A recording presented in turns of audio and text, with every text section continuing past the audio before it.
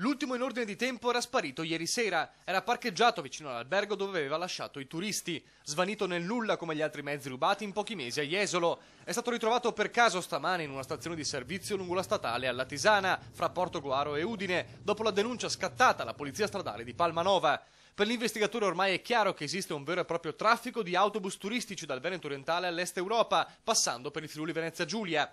Una banda che colpisce le città turistiche balneari come Jesolo. Qui in pochi mesi si sono registrati 4 casi identici. 2 mezzi sono svaniti nel nulla, uno è stato recuperato in Slovenia lo scorso 17 aprile, quando la polizia ha bloccato il conducente ladro durante un controllo. Infine l'ultimo blitz della scorsa notte. Modus operandi identico, nel mirino finiscono i mezzi turistici che vengono parcheggiati in zona non custodita. Un giro di affari notevole, la corriera recuperata stamane ha un valore di circa 130.000 euro. Una collaborazione attiva, quella tra commissariato di Jesolo e Polstrada Friulana, per segnalare il più velocemente possibile casi di questo tipo e attivare un passaggio di informazioni anche con le polizie oltre frontiera.